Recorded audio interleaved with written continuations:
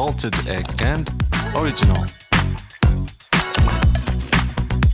Шинам Дэмэтэр Өвстар. Бүгдээрэнд нь мемор гарагийн мэнд хүргэе. Энэ удаагийн дугаараар Вьетнамын нийслэл Ханой хотод 2024 оны 5 сарын 30-ны өдөр буюу одоогоос яг 1 жилийн өмнө болсон нэг эвгүй хэргийг ярьж өгөхөөр бэлдсэн байгаа. За хэрэг үйлцэн этгээд нь Вьетнам залуу бол биш, Өмнөд Солонгосын иргэн байгаа. За амиа алдсан хүн ч гэсэн Өмнөд Солонгосын эмэгтэй байсан. 2024 оны 5 сарын 30-ны үүд дунд Ханой хотын Бадин гэх дүүрэгт байдаг Лота гэж зочид буудалд нэг аимшигтай хэрэг гарсан. Хэрэгт холбогдсон этгээд Солонгостой бол чамгүй нэр хүндтэй. Тийм болохоор хэрэг гарснаас хойш шууд л Вьетнам болон Өмнөд Солонгосын хэвлэл мэдээллийнхний анхаарлын төвд орсон. Тэр өдөр зочид буудлын хамгаалтын ажилтнууд нэг нүцгэн залууг 65 давхар барилгын дээвэр рүү авирч амиа хорлох гэж оролдож ирснийг илрүүлсэн. За тэгээд аюулгүй ямартаа ч буулгаж авч чадсан юм билээ. За бууж ирснийхээ дараа тэр залуу сэтгэл санаа нь докторгүй маш тийм төгшсөн байдалтай өөрийгөө хянаж чадахгүй ойролж ширүүн зан гаргаж юу ч гэж асуусан.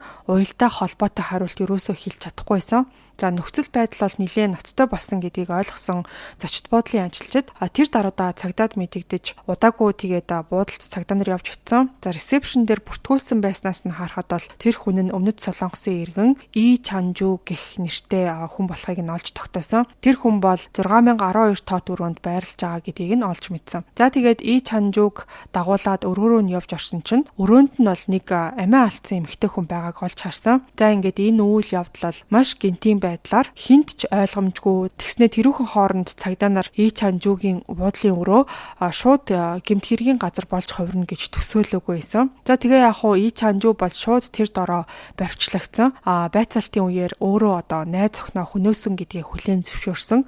Тэр эмэгтэйг нь болохоор Пак Хюн А гэдэг шүүх эмнэлгийн шинжилгээгээр тухайн Пак Хюн А гэдэг эмэгтэй болохоор амьсгал нь боогдож нас барсан гэсэн дүгнэлт гарсан. За шинжээчид бол хохирогчийн толгой нүүр, гидс, арцэг орчмоор олон тооны хөхрөлт цус хуралдсан гэмтэл байсныг тогтоосон. За энэ нь бол тэр амь насаа алдхаасаа өмнө хэрцгийгээр хүчирхийлэл өртсөнийг нь илтгэжсэн. За хүзүүн дээр нь болохоор 17 см хэмжээтэй сорив байснаас нь харахад боолгуулах үедээ эсэргүүцэл үзүүлж тэмцэлсэн гэдгийг нь илтгэжсэн. За гуйны дотор талд нь байсан том хэмжээний хөхрөлт нь И Чанжу алга үлдэхээс өмнө бэлгийн хүчирхийлэл үлдэх оролдлого хийсэн байх магадлалтай гэж харагдчихсан. За эхлээд бол тэр найз бүсгүүн бэлгийн харилцаанд орохгүй гэд харна. Тэрнээс нь болоод хэрэлдээд ийм зүйл хийчлээ гэж мэдүүлж ийсэн. Дараа нь болохоор тэр мэдүүлгээ өөрчилж найз бүсгүүн урд нь биеэ үнэлдэг байсан гэдгийг нь олж мэдээд тэгээ тэрнээс олж хэрэлдээд алчлаа гэж л ярьсан. Найз бүсгүүдээ хуурцсан юм шиг мэдрэмжтэй болоод нилээн ширүү маргалцсан. Али гэж бодоагүй санаандгүй тэм зүйл болсон. Хийсэн зүйлээсээ болоод өөрөө сүултээ сандраад зочид буудлын 65 давхар руу гарч амиа хорлоё гэж бодсон ч бүтлгүүцсэн. За ингээд хүн амны гэмт хэрэгт холбогдсон этгээдийг цааш нь шалгаад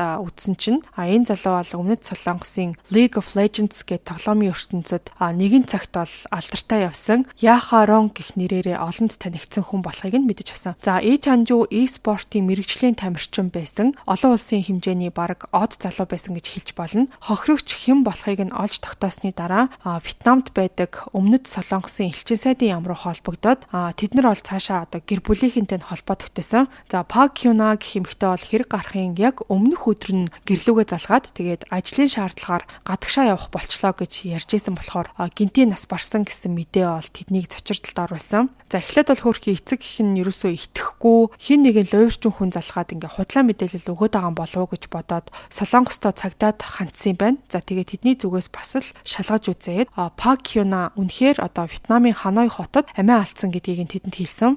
За тухайн хэрэг дээр бол мөрдөн байцаагчид нин даруй бүрэн хэмжээний мөрдөн шалгалт эхлүүлж хэргийн газраас нотлох баримтуудыг цуглуулсан. Зочид буудлын хяналтын камерын бичлэгт бол Пак Хюна болон И Чанжу хоёр тухайн өдөр 12 цаг 54 минутанд хамтдаа ресепшнд бүртгүүлж орж байгаа нь бичигдсэн байсан. За камерын бичлэг дээр тэд бол энгийн хосууч шиг гар гараасаа хөтлөлцөөд их дотн харагдчихсан. За нэг анхаарал татсан зүйл нь юу байсан гэхээр И Чанжу хид хідэн бичлэг дээр гутлаа гартаа барьсан хөл нүцгэн явж байсан. 13 цаг 9 минутанд тэр хоёр лифтээр 60 давхар руу гараад 6012 тоо төгрөнд орсон. За хинч бол тухайн үед Пак Хюнагийн амьд байх сүүлчийн бичигдсэн дүрс бичлэг гэж төсөөлөөгүй.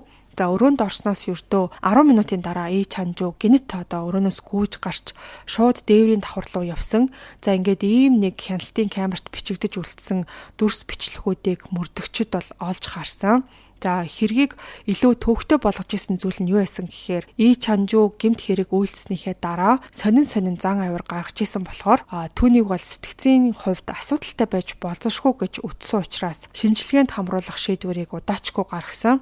За түүнээс гадна бол шээсний шинжилгээгээр Ий Чанжу хууль бус бодис хэрэглэсэн нь илэрсэн. Гэхдээ яг ямар бодис хэрэглэсэн гэдгийг нь шууд бол тогтоож чадаагүй юм билээ. За тухайн бодис гэмт хэрэг үйлдэхэд шууд нөлөөлсөн хэсэг нь Вьетнамын эрх баригчдын цаашдын мөрдөн шалгалтын үр дүнгээр тодорхой болох байсан. За гисэн хэдий ч зарим их сурвалжийн дурдсанаар бол Ий Чанжу урд нь сэтгцийн асуудалтай байсан. За тэр байдал нь цаг хугацааны явцад уламд орцсон гэж мэдээлсэн байсан. League of Legends гэх тоглоом нь e-спортын түүхэнд хамгийн нэр хүндтэй тоглоомуудын нэг гэж явд юм байна. За ялангуяа Өмнөд Солонгост онцгой байр суурь эзэлдэг Солонгосын засгийн газар хэвлэл мэдээлэл болон олон нийтийн дэмжлэгтэйгээр e-спортын салбарт тэнд бол маш хүчирхэг орчин бүрдүүлж чадсан юм байна.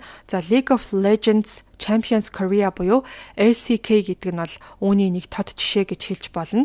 За LCK-с олон домогт тоглогч төрж гарсан байдгийн нэг нь бол одоо өнөөдрийн харамсалтай түүхийн гол баатар болох Ий Чанжу буюу Яхарон гэж нэртэй одоо тийм никнеймтэй тийм хүн байсан. За 2000 оны 6 сарын 12-нд Өмнөд Солонгосын Сөүл хотод төрсэн Ий Чанжу багаасаа ер нь бол e-спортод гүн дурлсан нэгэн байсан. Түүний одоо мэрэгжлийн тоглогч болох мөрөөдөл нь 13 настайд нь буюу одоо 7 дугаар ангид байхаас нь эхэлжсэн юм байна. Яхарон гэх нэрийг бол тэр тухайн үед алдартай байсан Японы аниме болох Орегайрогийн одоо гол эмэгтэй дүрийн мэдчилгээнээс нь санаа авч өөртөө өгчээсэн гэсэн байсан. За тэр бол маш богино хугацаанд Солонгосын серверийн 3 сая тоглогчдын дундаас хамгийн дээд зэрэглэлд гарч ирж чадсан. 2016 онд 10 дугаар ангид байхдаа Ий Чанжу зоригтой шийдвэр гаргаад мэрэгжлийн e-спортын тоглогч болох мөрөөдлөө биелүүлэхээр болсон. За тэгээд тэр жилийнхээ 8 сард нь сонирхогчдын KGSO багт нэгдсэн юм байна. 2017 онд 17 нас хүрсэн даруйда албан ёсоор мэрэгжлийн тавцанд хөл тавиад Өмнөд Солонгосын League of Legends-ийн ертөнцид нэр хүндтэй байсан JIG багийн mid laner-ээр элсэжсэн юм байна. 2020 онд JIG гэд баг нь албан ёсоор тараад 2021 онд өөр нэг багт элссэн боловч ихэвчлэн одоо сэлгээнд сууж өөрийн чадвараа харуулах боломж олныг олдоогүй. За тэгээд улирлын төгсгөлд тэр бол багаасаа бүр мөсөн гараад ерөнхийдөө бол 2021 он түүний карьерийн одоо уналтын жил болж өнгөрсөн. За 2022 онд шинэ эхлэл эрэлхийлж Япон руу явъя гэж шийдсэн. За тэндээ бол League of Legends Japan League буюу LJL-ийн DFM гэдэг багт ороод гол mid laner-ээр нь тоглож эхэлсэн гэсэн байна. За тэнд бол тэр чамгүй амжилт гаргаж хэд хэдэн чухал тоглолтод сайн тоглож хэвлэл мэдээллийн зүгээс LJL-ийн шилдэг 6 mid laner-ийн нэгээр Ий Чанжуг нэрлсэн байсан. За энэ цагаас хойш бол бараг л нэр хүндтэй тэмцээнд тэр бол хожиж чадаагүй. Тэгээд ер нь бол 22 наснда тэр өөрөө ч хүсээгүй тэгээд зодог тайлсан гэж бол хэлж болно. За 10 жилээч тэр бол төгсөөгүй, их сургуулийн ч боловсралгүй, хэдийгээр e-спорттой ирээдүйтэй гэж үнэлэгдэжсэн ч гэсэн сүүлдээ тэгээд юу юучгүй хоцроод тогтсон ажил байхгүй, амьдрал нь олон одоо тэр чигтээ уруудаж эхэлсэн. За тэгэж явж байгаад 2023 онд найзуудтайгаа уулзаж суужгаад Park Hyuna-тай одоо анх танилцчихсан юм байна. За өөрөөс нь тэр бол 9 насаар игч 1991 онд төрсөн Австралид сурч төгсөөд тэгээд Солонгос руугаа буцаж ирчээд Пусан хотод байдаг нэг компанид одоо ажиллаж исэн юм байна. За Ий Чанжу Park Hyuna-д шууд дурлаад тэгээд эргүүлж эхэлсэн. За удаагүй бол Park Hyuna-гийн найзууд нь түүнийг e-спортын од байсан Яхаронтой уулзалтж байгаа гэдгийг нь бол мэдсэн. За тэр хоёр бол харилцаагаа эхлээд олон нийтэд зарлаагүй байжгаад тэгээд 2023 оны 12 сар гэхэд албан ёсоор үргэлж эхэлсэн. За 2024 оны 4 сард Park Hyuna гэрээхэндээ өөрөөс нь ингээд одоо 9 насаар дүү залуутай болцож байгаа талаар анх хэлсэн юм байна. За мэдээж тэр бол насанд хүрсэн болохоор өөрийнхөө сонголтыг хүндлээд өөртөө тохирох хүнээ сонгосон гэдэгт нь бол итгэсэн. За ихэнх хүмүүс олон нийтийн өмнө одоо зөвхөн зөв сайхан талаа харуулахыг хичээдэг. Яг үнэндээ ард нь бол тис өөр хэд туйлширсан аюултай зан чанар нуугдж явах тохиолдол олон байдаг.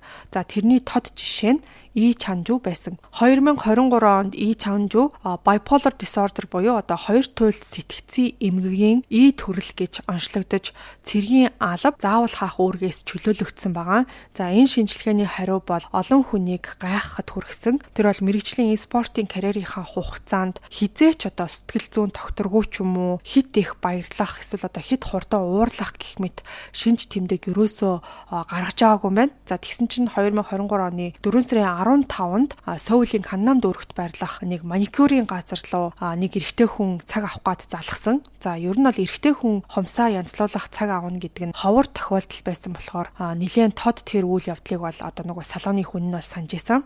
За 4 сарын 16-ны оройн 7 цагт тэр залуу цаг аваад тэгээд товлсон цагтаа ирсэн.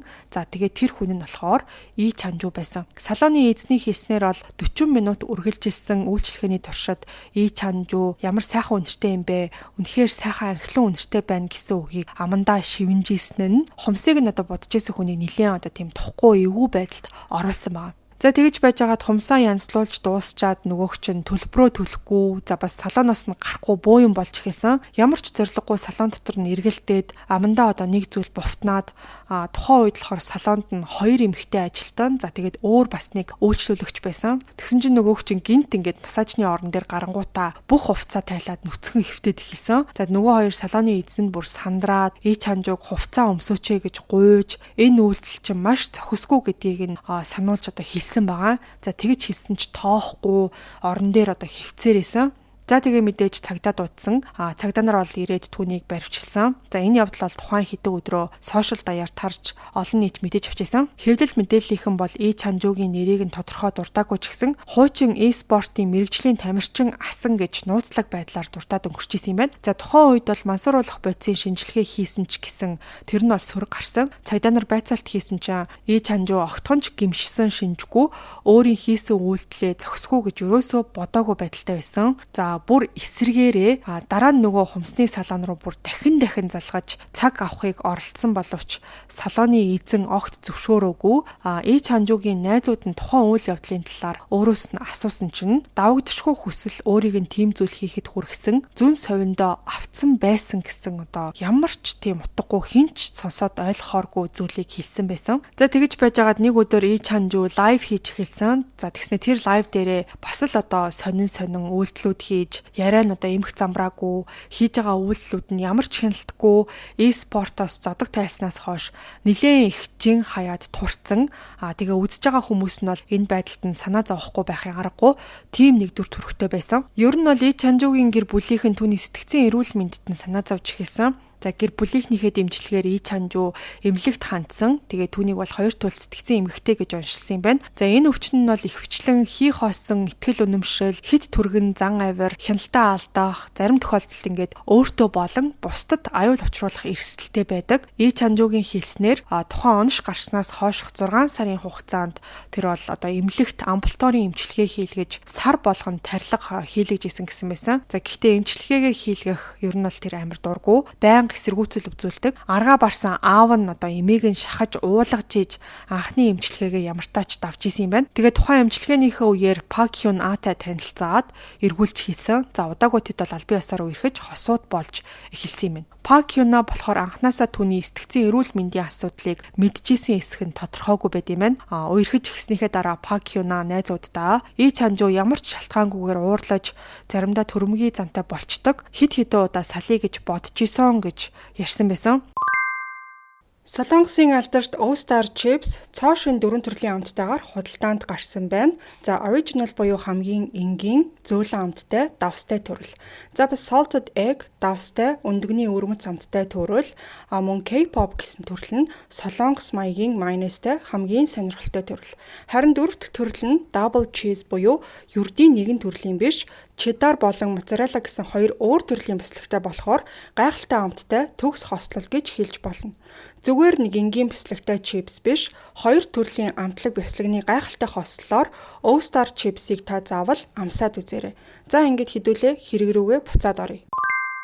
За ер нь бол сэтгцэн эмгэгтэй болсон хүнийг эдгэж тайвшруулахын тулд удаан хугацааны эмчилгээ, гэр бүл ойр дотных нь хүмүүс тууштай халамжилж хянжаах шаардлагатай байдаг. За харамсалтай нь Ий Чанжу эмчилгээндээ бас эмэндээ өөрөө маш тийм дургу байнга одоо эсэргүүцдэг байсан. За энэ зүйлийг Ий Чанжугийн аав нь сүүлд харамсалтай хэрэг гарсны дараа бол хэвлэлд яриа өгөхдөө хүлээн зөвшөөрсөн байсан. Эмчилгээ эмний асуудлаас болж хүүтэйгээ байнга маргалддаг байсан болохоор аав нь сүүлдээ байнга хяндаг нь багасаад эхэлсэн. За тэгээд Ий Чанжу өөрөө угаасаа эмээ уухгүй, эмчилгээ хийлэхгүй явсан болохоор сэтгцийн байдал нь улам бүр дордож эхэлсэн. 2024 оны 5 сарын 27-нд Пак Кюна аавтайгаа ярихдаа нэлээд тийм ядарсан байгаа мó гэмээр сонсогдчихсэн ч гэсэн аав нь бол нэг сүртэй юм бодоагүй. За тэгсэн чи яг үнэндээ бол нөгөө Ий Чанжугийн сэтгцийн өмнө хөдөлсөн ахиж сэтрэх үе шатанда орцсон явж исэн юм бэлээ.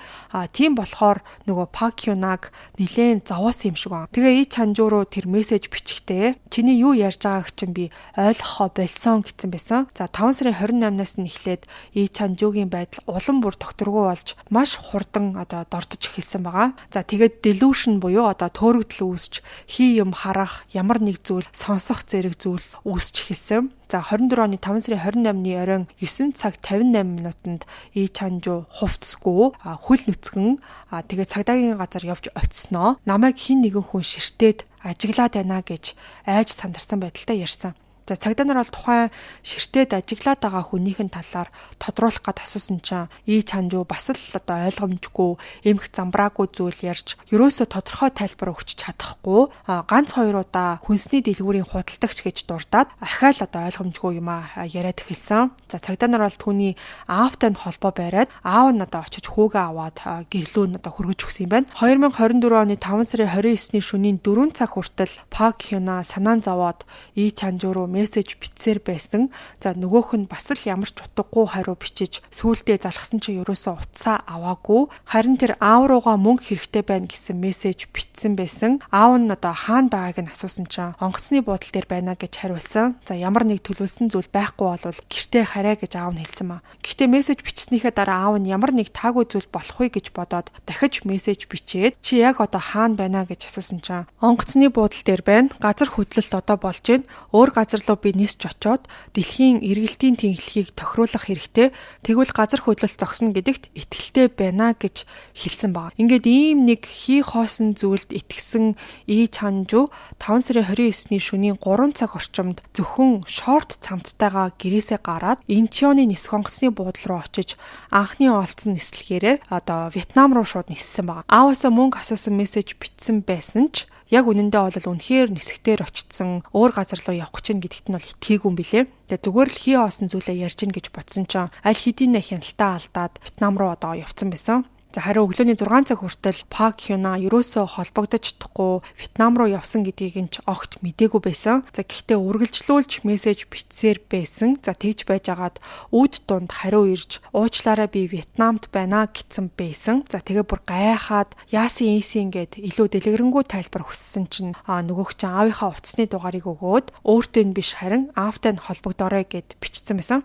За ийм хариу өгсөн шалтгаан нь гэсэн чинь Ий Чанжу Вьетнамд буугаад удалгүй болвол цагдаа нарт баригдсан байсан. Тэгээ юу болсон гэсэн чинь Ханоид газарцсныхаа дараа Ий Чанжу нэг зочид буудалд очиж бүртгүүлэхийг оролцсон. За тэгээ солонгос англи хэл хольж яриад нөгөөдхийг нь буудлын ресепшн за бас бусад ажилчид ерөөсөө ойлгохгүй байсан. Тэгээ нөгөөх чи уурлаад уцаа шидэж хаглаад орилж жагаад тэр буудлаас бол гараад явсан маа. Тэгээ удаагүй Хонгконг хаан гэх нэртэй нуурын ойролцоо Ий Чанжу бүр ямар ч хувцсгүй нүцгэн тэгснэ ямар ч одоо хөдөлгөөнгүй ус руу ширтээ зогсож исэн. За мэдээж энэ явдлыг харж өнгөрсөн нэлээд олон хүмүүс байсан болохоор санаан зовж хэд хэдэн хүн бол цагдаа руу дуудлага хийсэн. За цагдаач тухайн газар очиж Ий Чанжуг саатуулаад тэгэх үеэр нь одоо Пак Кюна мессеж бичиж таарсан болохоор аав руу холбогдгож хэлсэн байсан. Сөүлд байдаг хумсны салонд нүцгэлж исэн. За бас тэгээд энэ Вьетнамд нуурын дэргэд нүцгэн байсан гэх мэт үйлдэлүүд нь сэтгцийн асуудал нь сэдэрсэн. За бас сэрэл мэдрэмж нь хит их хөдөлсөн байсан гэсэн таамаг бол төвшүүлж исэн. За Вьетнам руу нисхээсээ өмнө Ий Чанжу бол нэг найзаасаа 500,000 вон зээлсэн байсан. За түүнээс яагаад гинэт Вьетнам руу ирэх болсон талаар асуусан чинь бэлгийн дур хүслээ хангах гэж ийшээ ирсэн гэж цагдаа нарт бол хариулсан маа. Түүнийг анх цагдаад баривчлагдсны дараа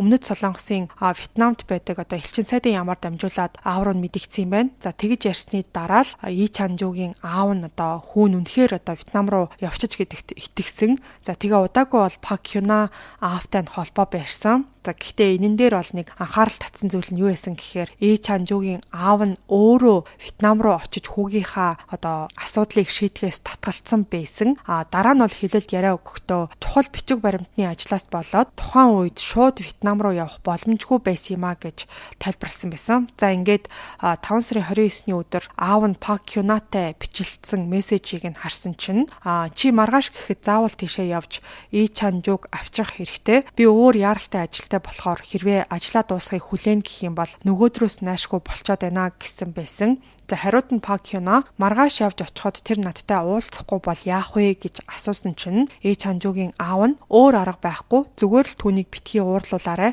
надтай холбоотой байж эмний талаар юу ч битгий яриарай гэж бичсэн байсан. За хамгийн эвгүй гэмээр зүйл нь аав нь болохоор Пак Кюнад нэг зааварчилгаа өгсөн байсан. За тэнд очиод кола худалдаж аваад эмийг нь дотор нь хийгээд хутгаад өг 2 тунгаар өгвөл бүр сайн гэсэн байсан. За хүүн бол үндсэндээ ингээд маш эвгүй байдалтай болсон, өвчнөн сэдрээд бүх зүйлд хит эмзэг мэдрэмтгий.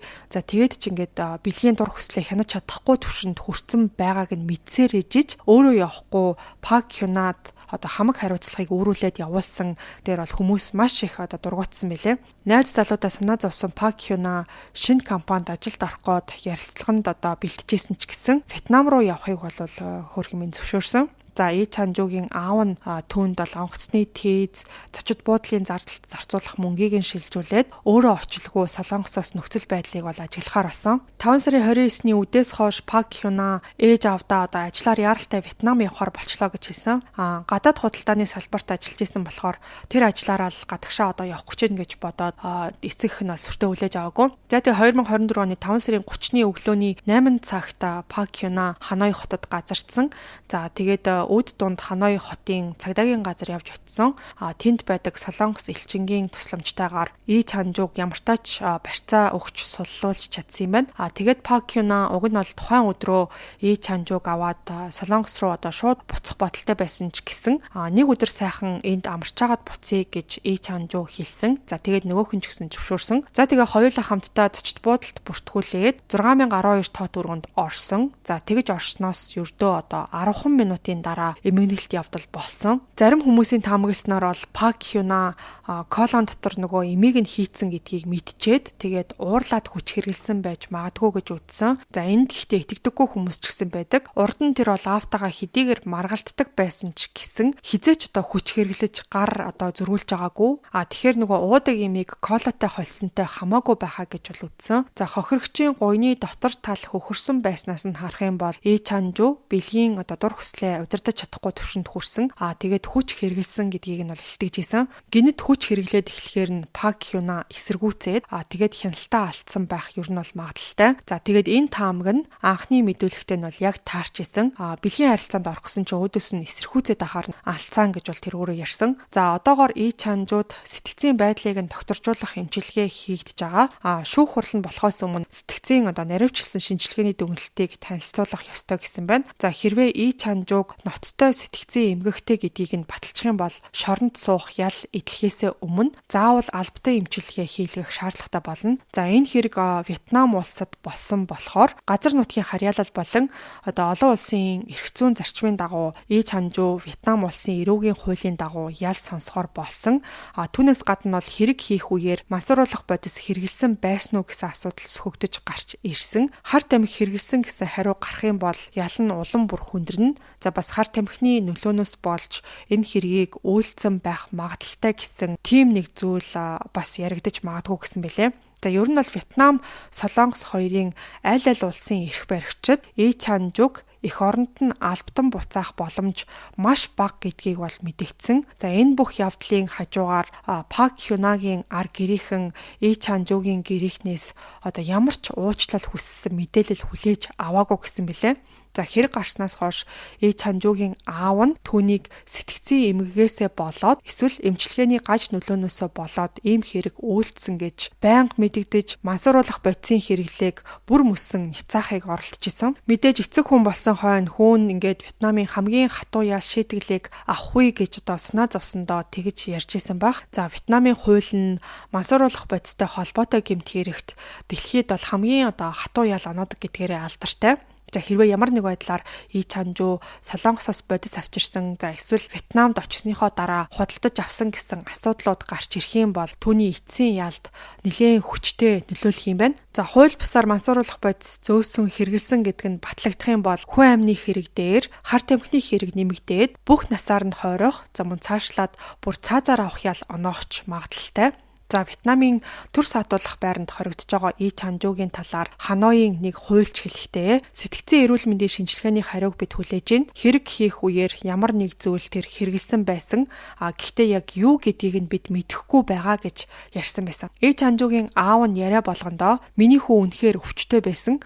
Тэрэндээ ч шаналж исэн. 2 туйлд сэтгцийн эмгэгтэй гэсэн онш гарч исэн. Тухайн өвчний эсрэг эм ууж исэн. 2 туйлд сэтгцийн эмгэг нь допамин их хэмжээгээр ялгарч идэг. Яг л мансууруулах бодис шиг. Тийм болохоор энэ сэтгцийн өвчнөөсөө болж гэмт хэрэг үйлдсэн байж магадгүй гэж бодож байгаа талаараа бол ярьсан байсан. За ингээд ийм нэг маш харамсалтай бас аимшигтай хэрэг яг 1 жилийн өмнө Ханой хотод гарч ирсэн юм байна. За энэ хэргийн талаарх сүүлийн үеийн мэдээлэл интернет орчинд ерөөсөө огт байхгүй лээ. Ямар нэг шинэ мэдээлэл хэрвээ цэцэгтгийг нь харах юм бол Instagram дээрээ мэдээлэл оруулаад явна.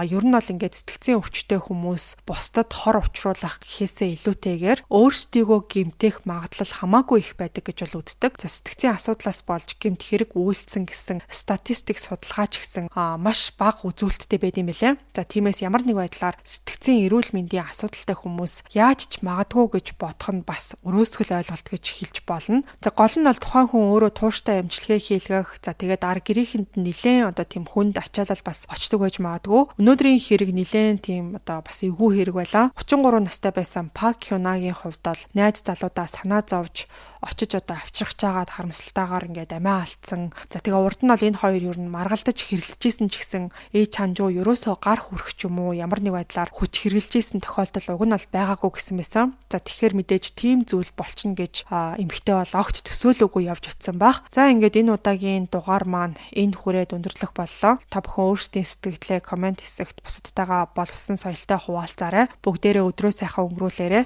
Дараагийн дугаараар эргээд уулзъя.